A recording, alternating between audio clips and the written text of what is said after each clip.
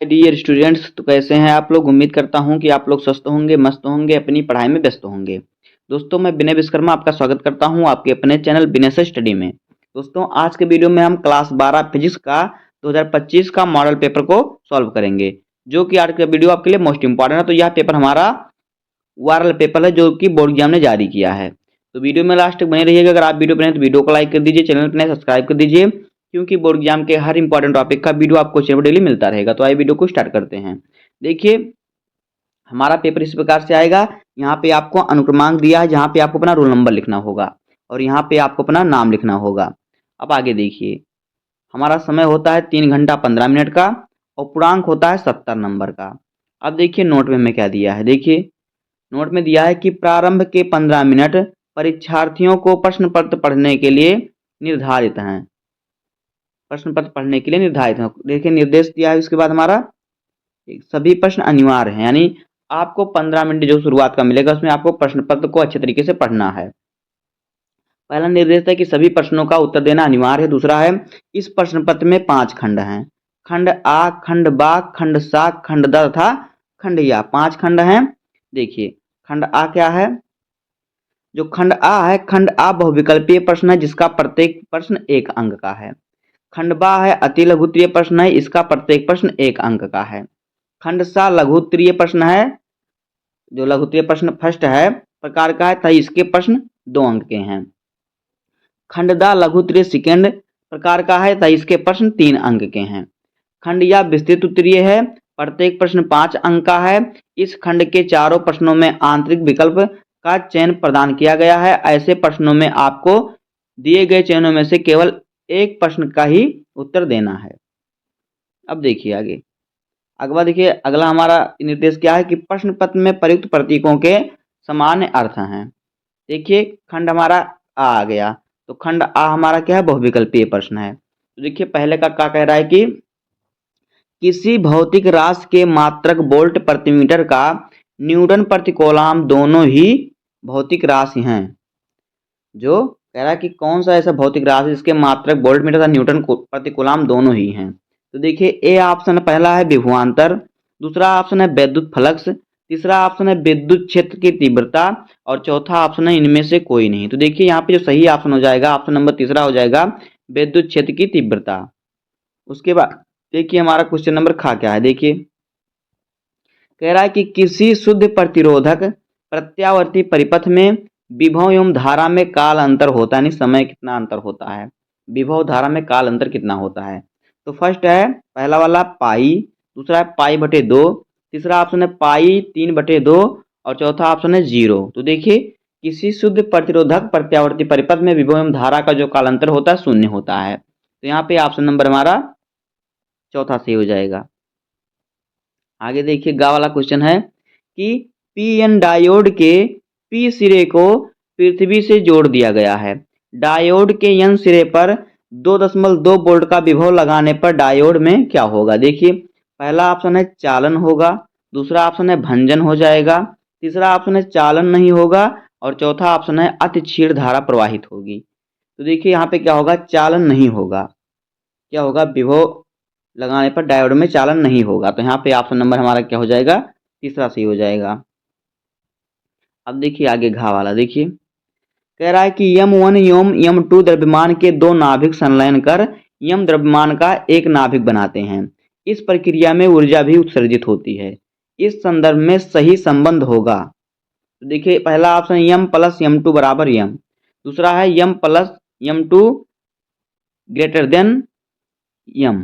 उसके बाद देखिए क्या M1 M2 और यहाँ पे देखिए क्या था, दूसरा था M1 + M2 < M। उसके बाद देखिए क्या है, तीसरा है M1 + M2 और फिर > M। उसके बाद इनमें से कोई नहीं। तो देखिए यहाँ पे सही ऑप्शन हो जाएगा M1 + M2 < M हो जाएगा। तो यहाँ पे ऑप्शन नंबर दूसरा हमारा सही हो जाएगा। अब देखिए 5वां नंबर क्वेश्चन क्या कह रहा है। देखिए कह रहा है कि फोटॉन के गतिज द्रव्यमान का सूत्र है। तो पहला है hv/λ, दूसरा है hv/c, तीसरा है h/λ और फिर चौथा है h/c λ। तो देखिए यहाँ पे सही ऑप्शन हो जाएगा ऑप्शन नंबर दूसरा hv/c। इस पर सही का टिक लगाएंगे। फोटॉन की गतिज ऊर्जा का द्रव्यमान का सूत्र यही होता है, h/v/c। अब देखिए चा वाला क्वेश्चन, देखिए क्या कह रहा है। देखिए कह रहा है कि एक खोखले धात्विक गोले पर 10 कूलाम आवेश है। गोले की त्रिज्या 5 सेंटीमीटर है। धातु गोले के भीतर विद्युत क्षेत्र होगा। तो पहला ऑप्शन है 0, दूसरा ऑप्शन है वोल्ट प्रति मीटर, तीसरा ऑप्शन है गोले के पृष्ठ पर विद्युत क्षेत्र के बराबर, और फिर चौथा ऑप्शन है 12.4 वोल्ट प्रति मीटर। तो देखिए कोई खोखला धात्विक गोले पर अगर 10 कूलाम आवेश है, उसकी त्रिज्या जो होगी, त्रिज्या 5 सेंटीमीटर है, तो धातु के गोले के भीतर जो विद्युत क्षेत्र होगा वो 0 हो जाएगा। क्योंकि जो है देखिए जो गोला है, गोले का आवेश है वो इसके गोले का त्रिज्या के दुगुना है, तो यहाँ पे क्या हो जाएगा, 0 हो जाएगा। यहाँ पे ऑप्शन नंबर पहला हमारा सही हो जाएगा। आगे देखिए कैसे, देखिए कह रहा है कि गॉस के नियम के अनुसार किसी चालक के भीतर विद्युत क्षेत्र क्या होता है, 0 होता है। अब देखिए खंडवा हमारा आ गया। तो खंडवा में दूसरे का क्वेश्चन कह रहा है कि वाहनों में पश्चदर्शी दर्पण के रूप में प्रयुक्त दर्पण का नाम लिखिए। तो देखिए यह था उत्तल दर्पण। जो वाहन होते हैं, मोटरसाइकिल होती है, कार होते हैं, जो पीछे का दृश्य देखने के लिए, पीछे का दृश्य के पीछे कौन सी गाड़ी आ रही देखने के लिए जो दर्पण होता है, लगा होता है, वो उत्तल दर्पण होता है। देखिए खा वाला क्वेश्चन क्या कह रहा है। देखिए कह रहा है कि किसी प्रकाश संवेदी सतह के कार्यफलन का अर्थ समझाइए। तो उत्तर देखिए कार्यफलन, देखिए कार्यफलन क्या है। कार्यफलन वह न्यूनतम ऊर्जा है जो एक इलेक्ट्रॉन को उस सतह से बाहर निकालने के लिए आवश्यक होती है, ये होता है कार्यफलन। अब देखिए गा वाला क्वेश्चन क्या है। देखिए कह रहा है कि नाभिक के आकार तथा द्रव्यमान संख्या के बीच संबंध लिखिए। तो देखिए नाभिकीय आकार r और द्रव्यमान संख्या a के बीच संबंध होता है r बराबर r0 a के पावर 1/3, जहां r0 एक स्थिरांक है। अब देखिए घा वाला क्वेश्चन क्या है। देखिए कह रहा है कि किलोवाट घंटा एक किस राशि का मात्रक है, 1 किलोवाट घंटा में कितना जूल होता है। तो देखिए जो किलोवाट घंटा है ये ऊर्जा का मात्रक है। 1 किलोवाट घंटा में 3.6 × 10 के पावर 6 जूल होता है। अब देखिए पांचवा क्वेश्चन, देखिए कह रहा है कि किसी आवेशित छड़ के निकट एक अनावेशित छड़ रखा जाता है। आवेशित छड़ के विभव पर इसका क्या प्रभाव पड़ेगा। तो उत्तर देखिए विभव एक अदिश राशि है और यह किसी बिंदु के आसपास के आवेशों के वितरण पर निर्भर करता है।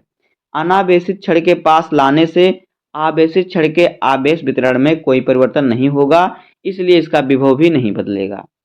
अब देखिए चा वाला क्वेश्चन क्या कह रहा है। देखिए कह रहा है कि सीधे धारावाही चालक तार के कारण उत्पन्न चुंबकीय क्षेत्र रेखाओं को प्रदर्शित कीजिए। तो देखिए उत्तर, देखिए सीधे धारावाही चालक तार के कारण उत्पन्न चुंबकीय क्षेत्र रेखाओं को प्रदर्शित करने के लिए मैक्सवेल ने दाहिने हाथ के अंगूठे के नियम का इस्तेमाल किया जाता है। जो मैक्सवेल का दाहिने हाथ का अंगूठा का नियम है उसका इस्तेमाल होता है। इस नियम के मुताबिक यानी इस नियम के अनुसार अगर दाहिने हाथ का अंगूठा धारा के प्रवाह की दिशा को दर्शाता है तो बाकी मुड़ी हुई अंगुलियां जो होती हैं चुंबकीय क्षेत्र की दिशा को प्रदर्शित करती हैं। यह अंगूठा जिस प्रकार जिस दिशा में रहेगा वो धारा की दिशा होगी और बाकी उंगली जिस दिशा में होंगी वो होगी चुंबकीय क्षेत्र की दिशा। ये देखिए सीधे चालक में तार में प्रवाह क्या होता है, बहने वाली धारा के चुंबकीय क्षेत्र। देखिए अगर सीधे चाल में कोई धारा बह रही है तो देखिए इसके पास चारों तरफ किस प्रकार चुंबकीय क्षेत्र उत्पन्न होता है। यहाँ पे देखिए ये चुंबकीय क्षेत्र है इसके चारों तरफ, यहाँ पे देखिए। अब देखिए क्वेश्चन नंबर तीसरा का क्या कह रहा है। देखिए खंड सा आ गया हमारा, हर क्वेश्चन 2-2 नंबर का। देखिए कह रहा है कि धारा मापी की धारा सुग्राहिता को परिभाषित कीजिए, हम इसमें वृद्धि कैसे कर सकते हैं। तो इसका क्वेश्चन को आपको इसको सॉल्व कर लेना होगा, इसका आंसर आपको ढूंढ लेना है। अगर आपको इसका सोल्यूशन नहीं आता तो आप कमेंट में बताइएगा, उसका वीडियो आपको मिल जाएगा। खा वाला है कि प्रत्यावर्ती परिपथों में शक्ति गुणांक एवं वाटहीन धारा के अर्थ समझाइए।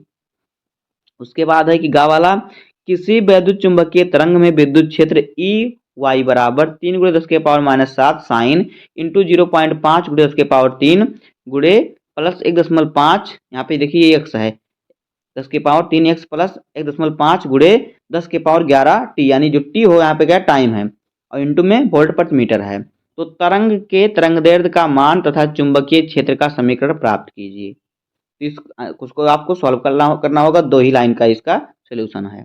अब देखिए घा वाला क्या है। देखिए कह रहा है कि प्रतिचुंबकीय तथा अनुचुंबकीय पदार्थों में अंतर बताइए। तो इन सभी क्वेश्चनों का आंसर आपको सॉल्व कर लेना होगा। देखिए खंडदा क्या है, देखिए खंडदा का प्रश्न संख्या 4 के का कह रहा है, क्या देखिए कह रहा है कि विस्थापन धारा की आवश्यकता पर संक्षिप्त टिप्पणी लिखिए, यानी विस्थापन धारा क्यों आवश्यक है।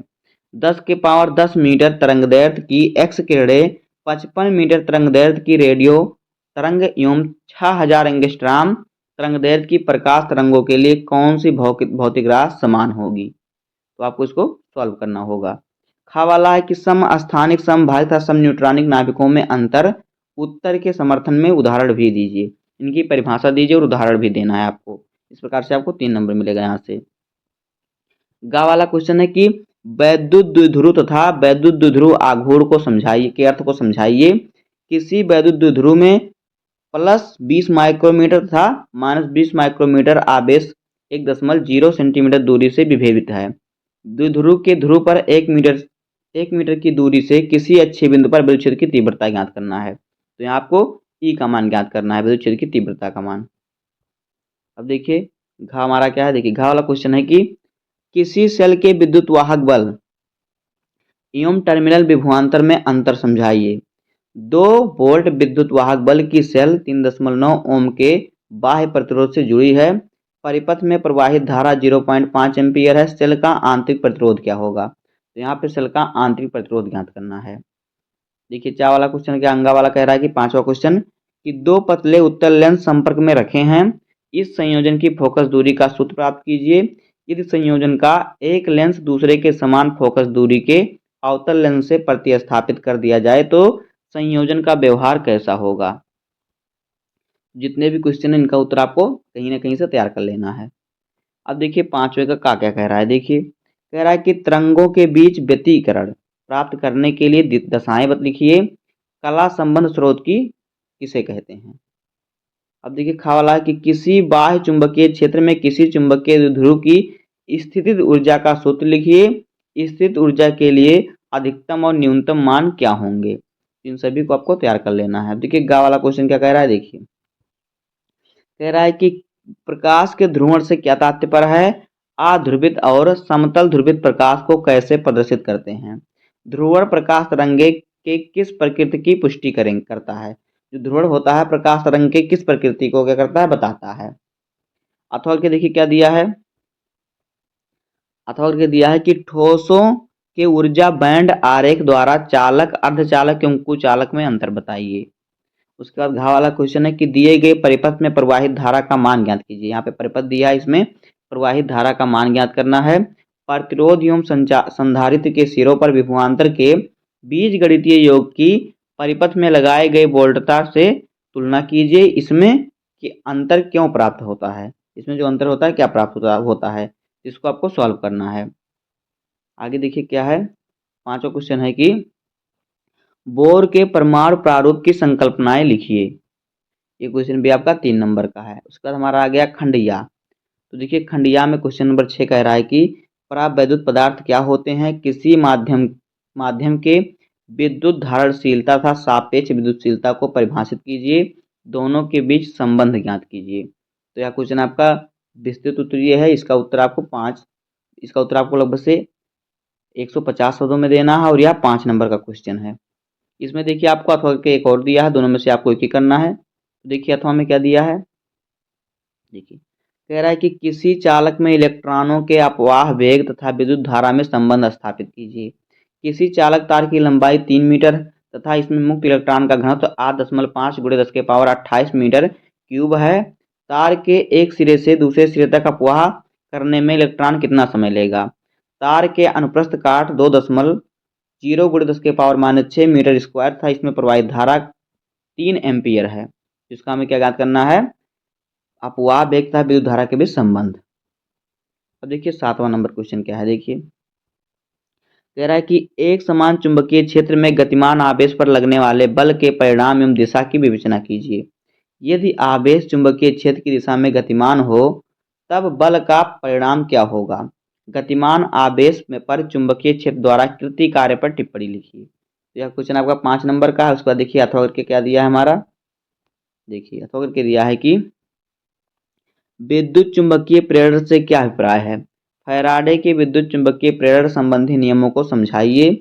एक वृत्ताकार कुंडली की त्रिज्या 10 सेंटीमीटर है, प्रतिरोध 2 ओम है तथा इसमें फेरों की संख्या 500 है।